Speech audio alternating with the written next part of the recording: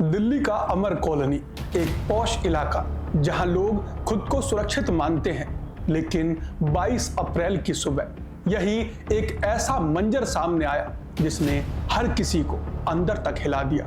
एक senior IRS अधिकारी का घर, सुबह का वक्त, माता पिता वॉक और जिम के लिए बाहर, घर के अंदर उनकी 22 साल की बेटी अकेली।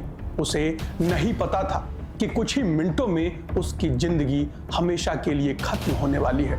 सुबह करीब 6:30 बजे एक शख्स कॉलोनी में दाखिल होता है। सीसीटीवी में कैद, चेहरा शांत, चाल सामान्य, लेकिन इरादे बेहद खतरनाक। नाम राहुल मीणा।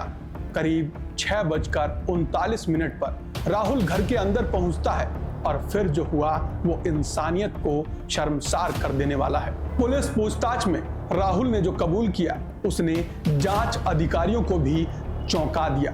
उसने पहले लड़की पर हमला किया, एक लैंप से वार किया, वो गंभीर रूप से घायल होकर गिर गई। लेकिन दरिंदगी यही नहीं रुकी, उसे घसीटते हुए कमरे तक ले गया। अब यहाँ कहानी एक और खतरनाक मोड़ लेती है। राहुल का अगला निशाना लूटपाट था। घर का लॉकर फिंगरप्रिंट से खुलता था, इसीलिए वो घायल लड़की को सीढ़ियों से घसीटता हुआ नीचे लाया। फिंगरप्रिंट से लॉक खोलने की कोशिश करता है, लेकिन खून की वजह से लॉक नहीं खुलता। फिर क्या करता है आरोपी? पेचकस उठाता है, लॉकर तोड़ता है, कैश और ज्वेलरी बैग में भरता है। अब उसे एहसास होता है उसके कपड़े खून से सने हुए हैं। वो अलमारी खोलता है, लड़की के भाई के कपड़े पहनता है, अपने जूते बदलता है और आराम से वहां से निकल जाता है। 7:20 पर वो घर से बाहर निकलता है। अब उसके कंधे पर एक बैग है और कपड़े बदल चुके हैं।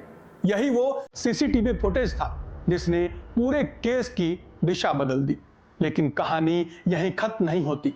पुलिस जांच में एक और खौफनाक सच सामने आता है।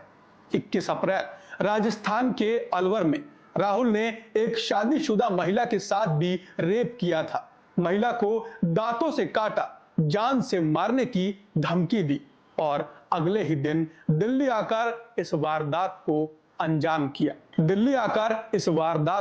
अंजाम दिया।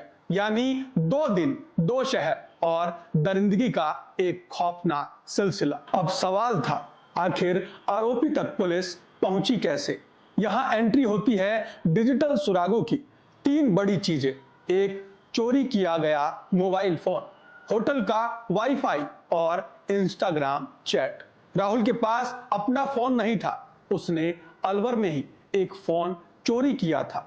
उसी फोन से वो इंटरनेट चला रहा था, द्वारका के एक होटल में रुका था, वाईफाई से कनेक्ट होकर इंस्टाग्राम पर अपने रिश्तेदारों से बात कर रहा था। दिल्ली पुलिस ने आईपीडीआर डेटा ट्रैक किया, डिजिटल सर्विलांस लगाया, रिश्तेदारों से पूछताछ की और इन सभी सुरागों को जोड़ते हुए आखिरकार राहुल मीणा को गिरफ्तार कर लिया गया। लेकिन इस पूरी कहानी में सबसे खतरनाक बात क्या है? आरोपी घर को जानता था, सिक्योरिटी सिस्टम जानता था, चाबियों की लोकेशन जानता था। यानी खतरा बाहर से नहीं आया, खतरा उसी भरोसे के अंदर छिपा था जिसे हमने खुद घर में जगह दी थी।